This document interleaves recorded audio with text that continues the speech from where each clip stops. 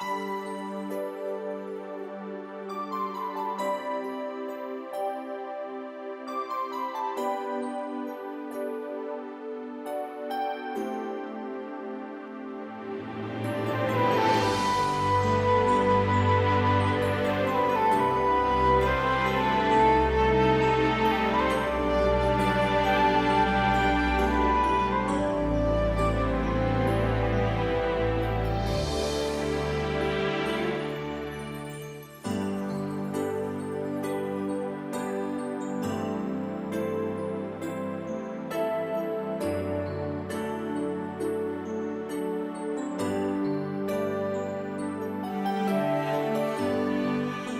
kita katakan bersama-sama, how great is our God.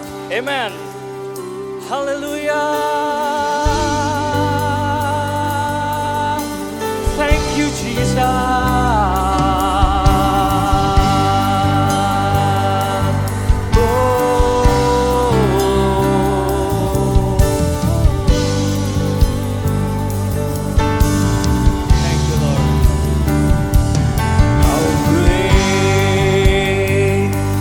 Our God, sing with me, how great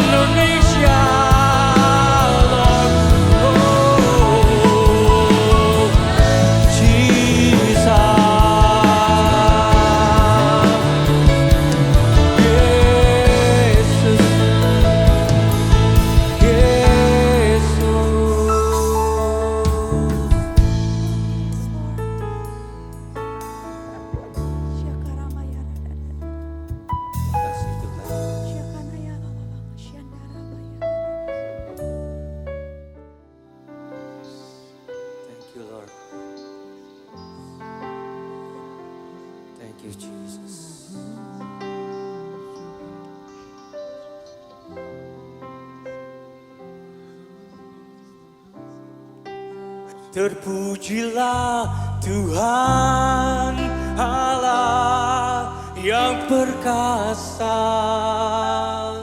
yang telah ada dan yang akan datang. Terpujilah Tuhan Allah yang perkasa, yang berkuasa selamanya. Terpujilah Tuhan Allah yang perkasa, yang telah ada dan yang akan datang.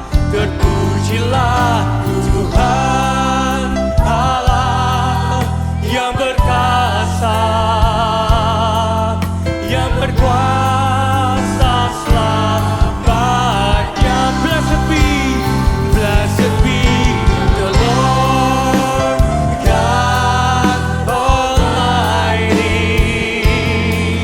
who was and is and is to come.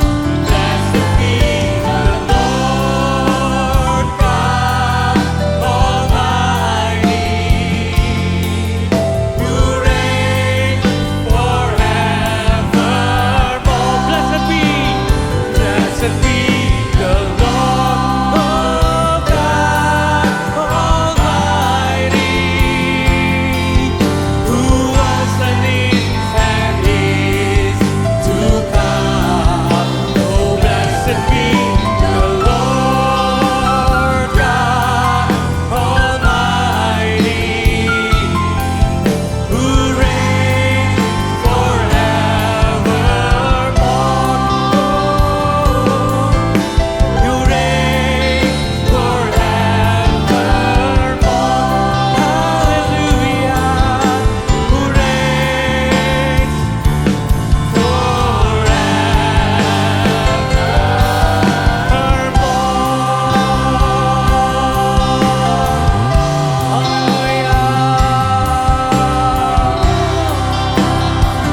Jesus.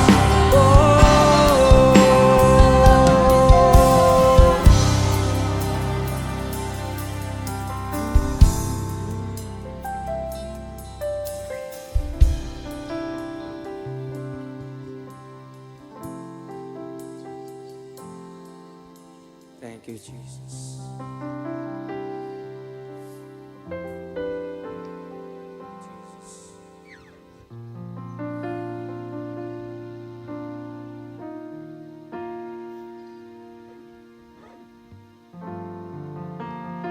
Thank you, Lord Jesus.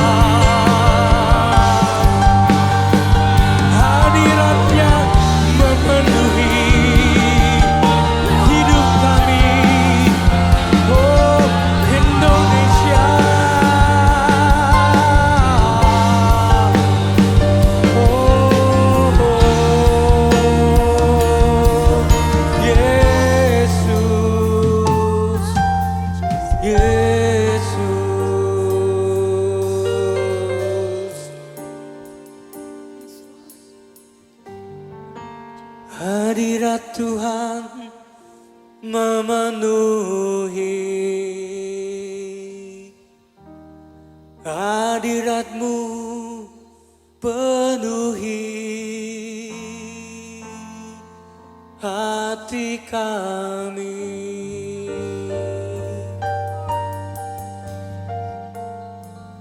Mari sembah Yesus, sembah Yesus di tempat ini.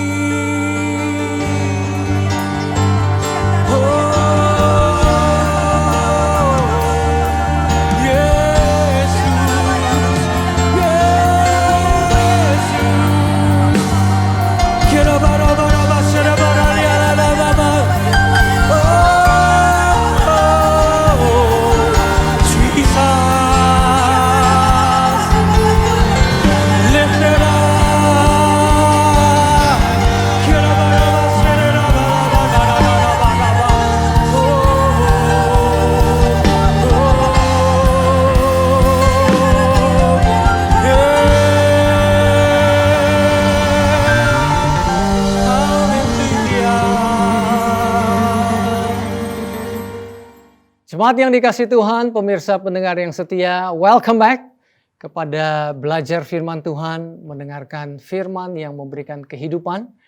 Makanan yang sesungguhnya adalah firman Tuhan. Sebelum kita mulai, saya ingin mengajak kita mengucap syukur untuk tubuh dan darah Tuhan Yesus yang Dia sudah berikan kepada kita 2000 tahun yang lalu, tetapi efeknya, khasiatnya bisa kita rasakan sampai dengan hari ini. Tidak hanya Dia mengampuni dosa-dosa kita, tetapi Dia memberikan kehidupan yang kekal dan lewat pengorbanan tubuhnya, sakit penyakit kita boleh disembuhkan. Janji Dia oleh bilur, oleh luka yang ada di tubuhnya. Luka-luka saudara dan saya, sakit penyakit apapun sudah ditaruh di atas tubuhnya. Makanya Dia harus dipukul, menggantikan posisi sakit penyakit kita, dan oleh bilur Tuhan Yesus kita boleh disembuhkan.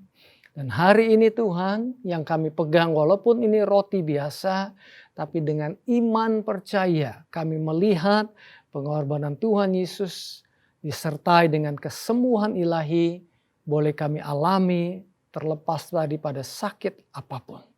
Kuasa bilur-Mu jauh lebih hebat daripada kuasa apapun. Dalam nama Tuhan Yesus kami berdoa. Amin.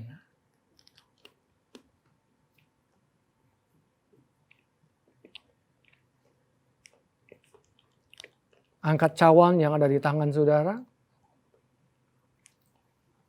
Kami mengucap syukur untuk darah yang dikorbankan. Dengan adanya darah berarti ada kematian. Kematian kami sudah Tuhan tanggung.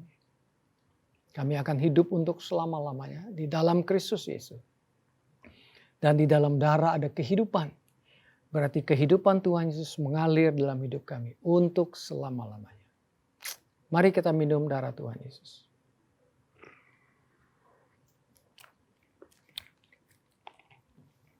Bapa, aku menerima kesembuhan dari Tuhan. Aku menerima kehidupan dari-Mu.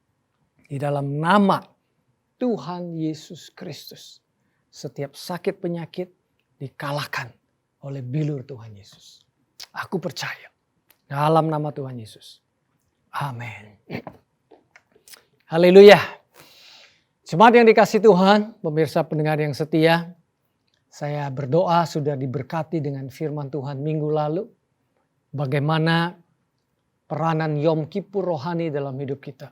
Dan terlebih lagi ada satu hal yang saya sebutkan yang kemungkinan kita jarang dengar adalah bagaimana kuasa darah Tuhan Yesus membuat hati nurani saudara bersih dan kuat.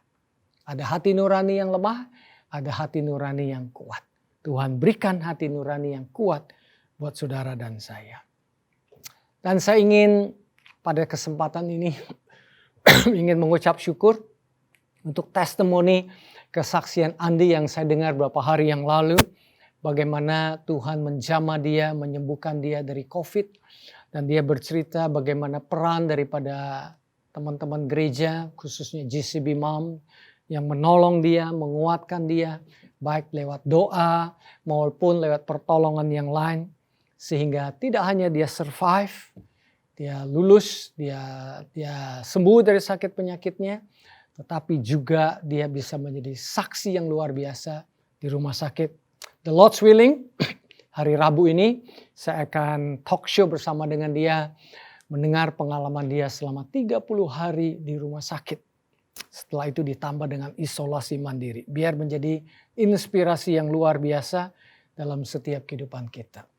Sungguh indah kalau kita dikelilingi oleh teman-teman, oleh saudara-saudara yang mengasihi kita, yang membuat hidup kita menjadi lebih baik. Seperti hari ini, dan seperti biasa waktu syuting, saya selalu ditemani oleh Mas Sumarna, oleh Mas Tego, dan juga ada Bang Kenny.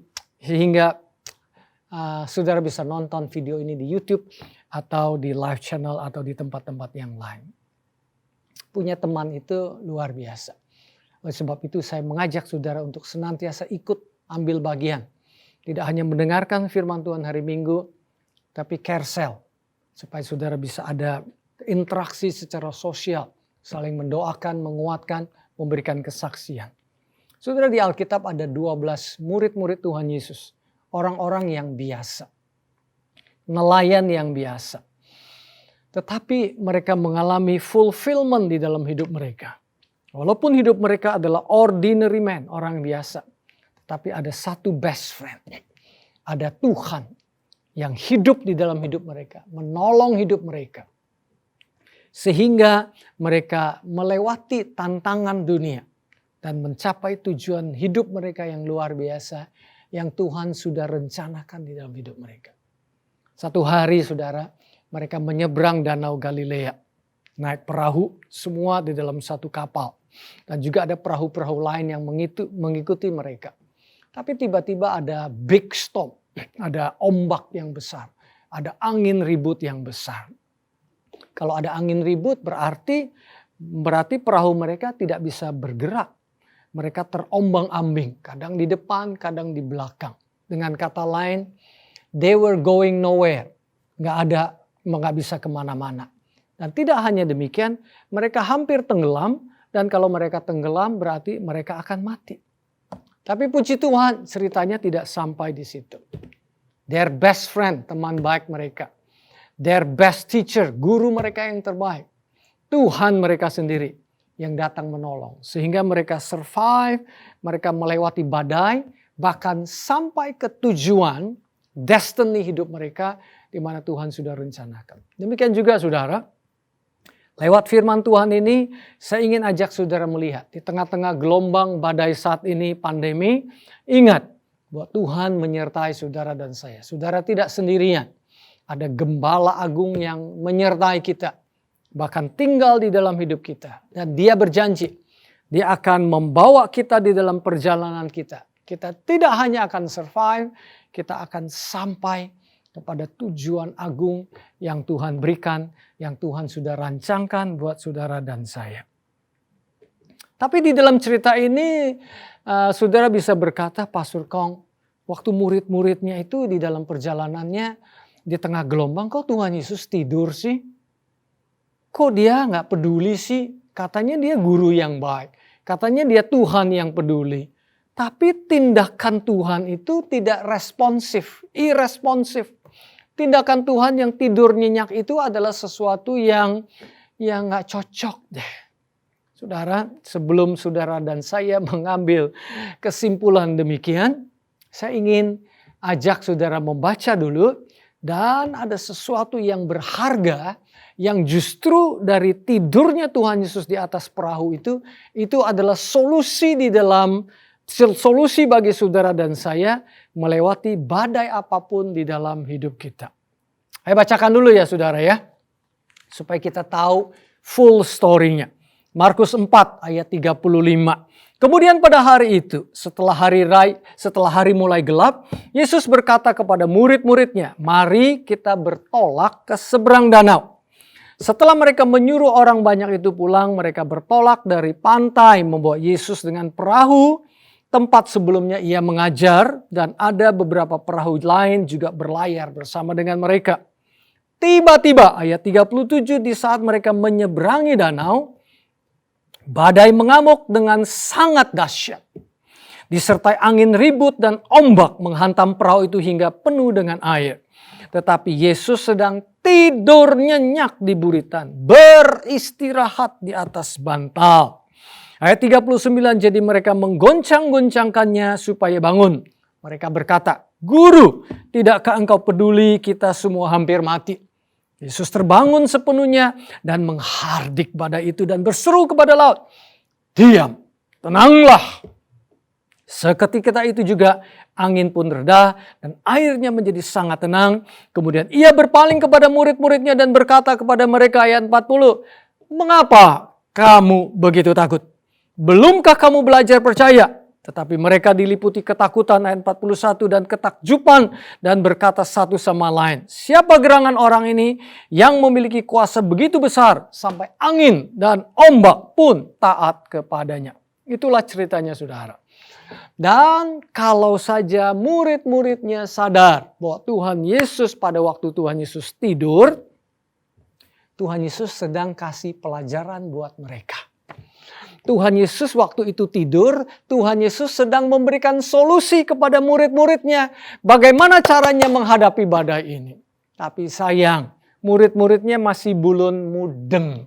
Sehingga murid-muridnya menggoncang-goncangkan tubuh Yesus, mengganggu Tuhan Yesus yang lagi istirahat, mengganggu Tuhan Yesus yang lagi butuh istirahat dan butuh tidur. Karena Tuhan Yesus itu waktu dia datang ke dunia ini dia juga manusia. Dia 100% Tuhan, dia juga 100% manusia. Berarti tubuhnya itu juga memerlukan istirahat. Tetapi hari itu Tuhan Yesus beristirahat, tidur di tengah gelombang. Menurut saya, saudara, itulah pelajaran yang dia sedang berikan kepada murid-muridnya supaya mereka bisa survive di dalam perjalanan mereka, bahkan mencapai destiny mereka. Di tengah-tengah pandemi ini, saudara, ayat firman Tuhan ini, saudara, juga merupakan solusi bagi saudara dan saya. Di tengah-tengah pandemi yang saya sadar ada sebagian yang mengalami pemotongan gajinya, bisnis masih tidak menentu, ada tantangan emosional di dalam rumah, dan banyak hal-hal yang sangat membuat kita stressful. Tetapi jawabannya ada di dalam cerita Tuhan Yesus bersama dengan murid-muridnya. Dan Tuhan Yesus berkata kepada gelombang ini, "Hush, be still, diamlah." Mengapa Tuhan Yesus berkata demikian? Mengapa Tuhan Yesus tidur di perahu? Karena Tuhan Yesus sedang mengajar kepada murid-muridnya. Tuhan itu mendemonstrasikan di tengah badai ini yang kita perlu lakukan adalah beristirahat di dalam Tuhan. Kelihatannya paradoks, saudara.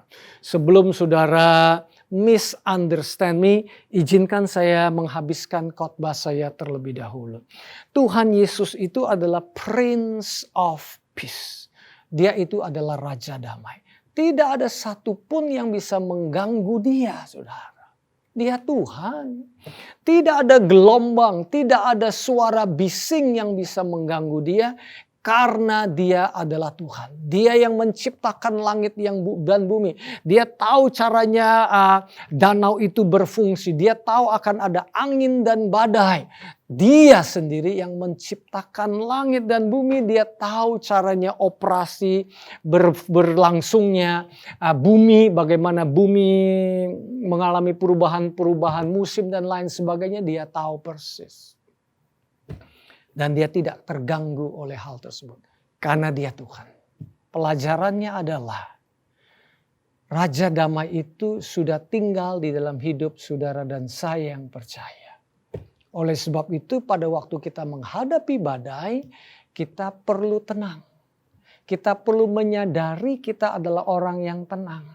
Kita perlu sadar bahwa Tuhan Yesus, Sang Juru Selamat kita yang baik, Raja Damai itu sudah tinggal di dalam hidup kita. Kalau kita tenang, kalau kita sadar identitas kita, Bahasa kita adalah bahasa yang penuh dengan otoritas. Bahasa kita adalah bahasa yang penuh dengan kreativitas. Bahasa kita adalah bahasa yang menciptakan. Orang yang tidak tenang alias panik, saudara, itu biasanya going nowhere. Contoh saya dulu, waktu Joshua anak saya yang kedua, waktu itu sakit. Suhu tubuhnya 40 derajat Celcius. Saya tidak punya pengetahuan, saya kurang pengetahuan. Dokter sudah kasih obat, dokter bilang everything is okay. Dia cuma perlu istirahat dan kemudian dia akan sembuh.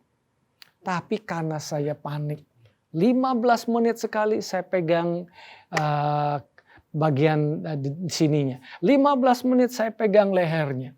Nah kalau orang dipegang setiap 15 menit ya terganggu lah dia, saudara ya. Ya terganggu. Dan saudara tahu nggak? Dokter kasih tahu saya, orang yang sakit itu perlu istirahat. Dan kualitas istirahatnya itu mempercepat, menentukan kesehatan tubuhnya. Tapi saya tidak tahu akan hal itu dulu. Alias saya panik. Jadi justru saya semakin mengganggu dia. Walaupun hati saya pengen dia cepat sembuh. Demikian juga dari cerita ini, saudara. Menghadapi kepanikan dunia itu kita jangan panik. Kita perlu tenang. Bagaimana cara tenangnya, Pastor? Saya nggak bisa. Memang nggak bisa. Oleh sebab itu Raja Damai telah datang. Dan dia sudah tinggal di dalam hidup saudara. Sehingga saudara bisa berkata, tidak mungkin saya tidak tenang. Bukan karena saya hebat, tapi Sang Raja Damai sudah ada dalam hati saya dan dia sudah menguasai hidup saya. Pada waktu Tuhan Yesus berkata di Markus 4 ayat 39, Yesus terbangun sepenuhnya dan menghardik badai itu dan berseru kepada laut, perkataannya sederhana, diam, tenanglah. Seketika itu juga angin pun reda dan airnya menjadi sangat tenang. Tuhan Yesus itu, saudara, dia nggak cuma ngomong, tapi dia melakukan apa yang dia omongin. Tuhan Yesus pada waktu dia lagi tidur di kapal, dia sedang mendemonstrasikan apa yang dia mau ajarkan kepada murid-muridnya. Menghadapi badai, katakan, hush, diamlah, tenanglah. Tuhan Yesus sedang ngelatih mereka. Jadi waktu itu Tuhan Yesus sedang memberikan contoh the best sermon, pelajaran yang paling baik. Yaitu dia tidur tenang. Ada orang, saudara, ngomongnya tenang-tenang, tapi di tengah badai panik. Ya seperti saya dulu. Bisa kuliahin orang lagi sakit. Tapi waktu hadapin Joshua saya jadi senewan. Tapi puji Tuhan. Seperti saudara, saya juga bertumbuh di dalam Tuhan. Amin. Caranya dengan apa? Dengan menyadari, garis bawahi, menyadari bahwa Sang Raja Damai ada di perahu kita. Dengan menyadari Sang Raja Damai itu ada di dalam hidup kita. Pada waktu saya lihat, mestinya nih ya saudara, murid-murid Tuhan Yesus, pada waktu dia melihat Tuhan Yesus tidur di tengah-tengah gelombang, mestinya mereka tune in. Mestinya mereka membuka telinga mereka. Mestinya mereka membuka mata mereka. Mestinya mereka membuka pikiran mereka. Mestinya mereka membuka hatinya dan berkata, kok Tuhan Yesus lagi tidur ya? Pelajaran apa yang saya bisa pelajari ya? Oh, kalau mereka sadar Tuhan Yesus adalah Tuhan dan dia sedang tidur, pasti mereka akan ikutin.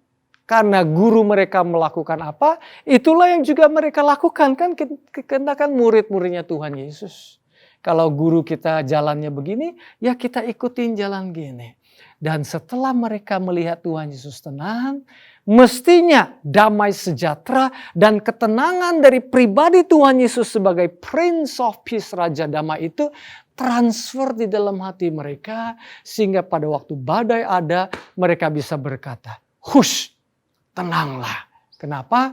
Karena apa yang kita ucapkan itu keluar dari hati kita kan saudara. Benar nggak? Apa yang kita lakukan itu adalah refleksi daripada identitas kita sesungguhnya. Jadi Tuhan Yesus bisa tidur di kapal karena dia memang orangnya tenang. Karena dia memang Tuhan. Dan bukankah saudara dan saya adalah anak-anak Tuhan? Kita juga punya otoritas yang sama. Oh, saya senang dengan cerita ini. Ini luar biasa. Sederhana tapi luar biasa. Iya ya. Tuhan Yesus tidur ya. Berarti Tuhan Yesus sedang mengajar saya, walaupun tantangan dan rintangan yang besar apapun, saya istirahat deh bersama-sama dengan Tuhan. Bukan saya malas, jangan salah dimengerti saudara. Istirahat itu beda dengan malas. Istirahat itu artinya sadar bahwa Tuhan menyertai saya. Istirahat itu sadar bahwa saya pasti akan sampai kepada tujuan saya. Istirahat itu sadar bahwa ada orang, ada Tuhan yang memelihara hidup saya. Sehingga setelah saya istirahat, kemudian saya melakukan sesuai dengan keistirahatan yang saya dapat dari Tuhan. Saudara tahu nggak, 1 minggu itu dari Senin, Selasa, Rabu sampai Minggu itu dimulai dari hari Minggu. Hari Minggu itu hari pertama, bukan hari Senin. Minggu itu dulu saya pikir hari Senin itu hari kedua. Dengan kata lain Tuhan mengajarkan kita hari Minggu itu kita datang ke gereja, kita dengar firman Tuhan, kita menyembah Tuhan, jiwa kita dipenuhi dengan hadirat Tuhan, pikiran kita dipertajam dan lain sebagainya. Sehingga kita rest, kita beristirahat, iman kita ditumbuhkan di dalam Tuhan. Setelah kita istirahat, baru kemudian kita bekerja. Orang yang sudah istirahat, otaknya itu lebih tajam. Orang yang sudah istirahat, hatinya itu lebih tenang. Dia mengambil keputusan demi keputusan. Itu biasanya keputusan-keputusan yang kreatif, yang penuh dengan cemerlang. Sebaliknya orang yang panik, walaupun Tuhan ada di sebelahnya, walaupun Tuhan ada tinggal dia di dalam dianya, dia nggak ngeliat tuh. Itu di Markus 4 tadi kita cerita ya saudara. Ada lagi 2 chapter kemudian, 2 pasal kemudian di Markus 6, kejadian yang sama lagi. Kali ini Tuhan Yesus tidak bersama dengan murid-muridnya. Jadi murid-muridnya sendiri yang menyeberang danau. Tuhan Yesus ada di mana? Tuhan Yesus lagi istirahat. Istirahat di mana? Bukan di dalam perahu. Istirahat di gunung. Dia lagi ngobrol sama Bapaknya. Dia lagi berdoa bersama Bapaknya. Dia lagi menerima pewahyuan dari Bapaknya. Dia lagi menerima kekuatan dari Bapaknya. Dia sedang menceritakan apa yang dia lakukan kepada Bapaknya. Dan Bapaknya memberikan firman kepadanya. Bapaknya memberikan kekuatan kepada itu yang Tuhan Yesus lakukan di atas gunung. Murid-muridnya waktu menyeberang kira-kira jam 3, jam 4 pagi. Ada angin gelombang yang begitu besar. Dan mereka panik lagi saudara. Oh boy, mereka panik lagi seperti kita juga ya. Saya tidak ingin menghakimi murid-murid Tuhan Yesus. Karena kita juga demikianlah. Artinya kita work in progress. Kita masihlah perlu belajar. Jadi murid-muridnya panik, apa yang terjadi? Apakah Tuhan Yesus tidak tahu? Tuhan Yesus tahu, Tuhan Yesus lagi di atas gunung. Tuhan Yesus bisa melihat mereka. Mungkin dengan matanya menembus, mungkin juga. Tapi melihat di dalam roh itu juga saya lebih percaya begitu. Tapi gak jadi soal lah. Intinya Tuhan Yesus tahu apa yang sedang terjadi pada murid-muridnya. Dan Tuhan Yesus datang menghampiri mereka berjalan di atas air. Keren. Dan apa yang terjadi saudara? Murid-muridnya dasar panik. Tuhan Yesus lewat. Mereka pikir apa? Hantu. Nah itulah tipikal orang yang panik. Ada kesempatan yang dilihatnya kesempitan. Itu orang yang panik. Ada terobosan yang dilihatnya adalah ketidakmungkinan. Orang yang panik selalu bahasanya panik. Tuhan sendiri dianggap hantu. Bayangin saudara ya. Jadi apa yang Tuhan Yesus lakukan pada waktu dia ada di dalam perahu?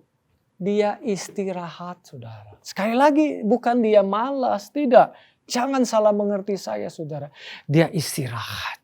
Sehingga pada waktu dia istirahat, dia sadar akan siapa dia, di dalam doanya. Istirahat itu bisa kita lagi berdoa, kita lagi menyembah, kita lagi charge hidup kita sadar akan Tuhan. Itu adalah bahagian-bahagian di dalam istirahat. Menanti-nantikan Tuhan, itu adalah bagian-bagian daripada istirahat. Menenangkan diri di hadapan Tuhan, menyadari siapa dia tinggal di dalam hidup kita. Pada waktu murid-muridnya membangunkan dia, Tuhan Yesus mengeluarkan kata-kata yang ada di dalam hatinya. Peace. Karena hatinya penuh dengan peace. Hatinya penuh dengan damai. Jadi mulutnya menciptakan sesuai dengan apa yang ada di dalam hatinya. Mulutnya menciptakan sesuai dengan identitasnya. Tuhan menciptakan saudara dan saya sesuai dengan rupa dan gambarnya dia. Apa yang Tuhan lakukan, apa yang Tuhan omongkan pasti sesuai dengan sifatnya dia. Itu adalah hukumnya memang begitu saudara. Kelakuan kita sesuai dengan identitas diri kita. Kalau kita melihat diri kita orang bodoh, bahasa kita itulah bahasa orang bodoh. Kalau kita melihat kita orang yang nggak dikasihi, bahasa kita ya itulah bahasa yang kebencian dan lain sebagainya. Kalau kita diisi sampah, nanti mulut kita ya keluarnya sampah. Tetapi Tuhan Yesus sedang mengajar murid-muridnya. Dia mendemonstrasikan di tengah dunia yang ada pandemi saat ini, ada gelombang apapun. Rest di dalam dia. Beristirahat di dalam dia. Dengan kemudian Tuhan berkata kepada murid-muridnya, kenapa sih kamu takut? Kenapa kamu gak memakai iman yang sudah kuberikan kepadamu? Kan dikatakan di sini ya, mana percaya kamu? Belumkah kamu belajar percaya? Mengapa kamu begitu takut? Orang yang takut itu gak berani keluar rumah. Orang yang takut ini gak berani mengambil tindakan. Orang yang takut ini, saudara jangan salah mengerti ya. Kalau saudara jangan keluar rumah bukan berarti nanti saudara keluar rumah di tengah pandemi ini. Bukan itu maksudnya ya. Kita juga perlu was-was dan lain sebagainya ya. Maksud saya adalah orang yang panik dan takut ini gak berani melakukan apa-apa. Gak berani berkarya. Gak berani berusaha. Karena dasar pemikirannya adalah gak bisa, gak mungkin, gak bisa, gak mungkin, dan gak bisa lagi. Tetapi orang yang tenang adalah orang yang mendengar suara Tuhan. Dan dengan bijaksana, dengan timing yang tepat, dia melakukan sesuai dengan pimpinan Tuhan di dalam hidupnya. Oh saudara, are you blessed? Oh saya diberkati sekali dengan ayat ini saudara. Saya sangat diberkati. Saudara, adakah hubungannya antara tenang dengan mengenal Tuhan? Erat sekali. Sekali lagi. Pastor, adakah hubungannya dengan orang yang tenang dengan mengenal Tuhan? Pasti, dekat sekali. Mazmur 46 ayat 10. Serahkanlah kekhawatiranmu. Diamlah dan hentikanlah usahamu. Maka kamu akan melihat bahwa akulah Allah. Saudara lihat korelasinya? Be still and know that I am God. Pada waktu kita tenang. Pada waktu kita hampiri Tuhan. Pada waktu kita izinkan Tuhan berbicara. Pada waktu kita menyembah Tuhan. Pada waktu kita memperkatakan firman-Nya. Pada waktu kita merenungkan tentang Dia. Pada waktu kita sadar akan Dia. Hati kita menjadi tenang. Dan pada waktu Dia berfirman, kita mendengar saudara. Ada lagu yang mengatakan, be still and know that the Lord is in control. Pada waktu kita tenang, kita sadar akan Tuhan. Kita bisa mengalahkan gelombang. Pada waktu Raja Daud, waktu itu belum jadi raja. Dia dihadapkan dengan Goliat yang besar. Pada waktu dia sadar akan Tuhan. Dia tidak melihat besarnya si Goliat. Tapi justru dia melihat besarnya Tuhan. Oh luar biasa. Apa yang Tuhan Yesus lakukan di dalam badai? Dia istirahat. Apa yang saudara dan saya perlu lakukan di tengah-tengah badai? Belajar dari Sang Pencipta kita. Tenang. Peace. Damai. Setelah itu bahasa kita mengeluarkan bahasa yang penuh dengan otoritas. Bisnisku tenang. Gejolak-gejolak menjadi tenang. Usahaku tenang. Tidak boleh bergejolak. Tidak boleh ada kebangkrutan. Di dalam nama Tuhan Yesus Kristus. Badanku jadilah tenang. Dengarkan firman Tuhan. Jadilah engkau sembuh. Hush. Segala badai, segala kebisingan yang mencoba menyerangku. Hush, diam. Aku tidak mau mendengarkan kamu. Yang aku perlu perkatakan adalah janji Tuhan. Aku akan survive di dalam perjalanan ini. Dalam pandemi ini, bahkan aku akan sampai kepada tujuan dan menjadi berkat bagi orang lain. Bapa, aku berdoa di dalam nama Tuhan Yesus Kristus. Engkau sebagai juru damai sudah tinggal dalam hidup kami.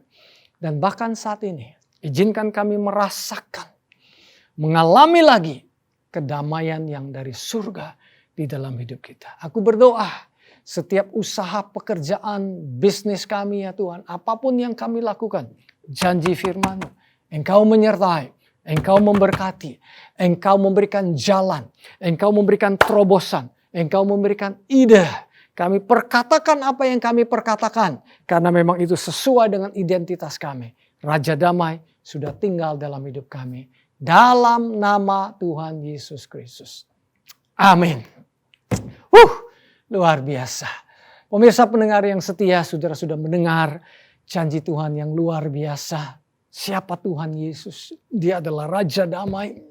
Dan dia punya surga buat saudara dan saya. Sehingga sudah tidak perlu diombang-ambingkan oleh dunia ini. Apalagi kebisingan dan bahayanya neraka. Kalau saudara mau percaya sama Tuhan Yesus, ikutin doa saya hari ini.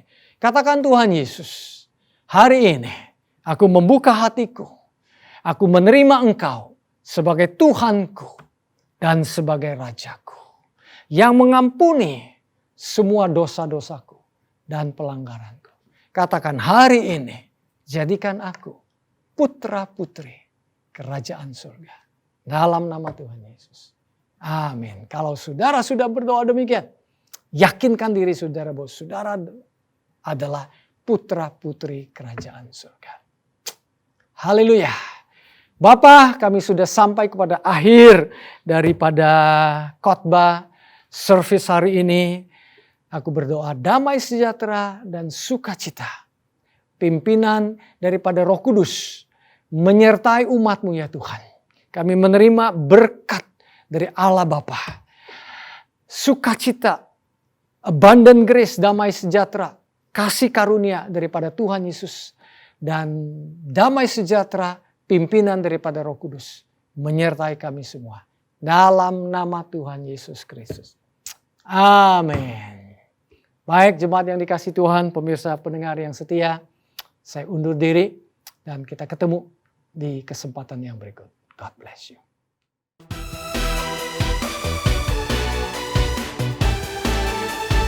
Terima kasih karena saudara baru saja menyaksikan ibadah streaming Jakarta City Blessing.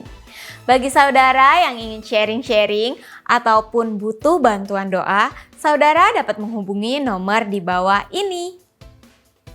Ada satu kata, yaitu kata terima kasih. Menurut saya kata ini adalah kata dari surga karena diawali dengan kata terima barulah kata kasih.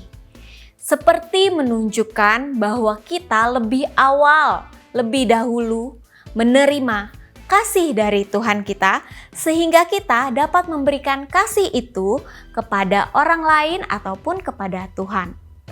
Melalui persembahan dan juga perpuluhan ataupun buah sulung kita, tentunya dengan penuh sukacita karena kita sudah lebih dahulu menerima kasih-Nya dari Tuhan. Selamat memberi, Tuhan Yesus memberkati.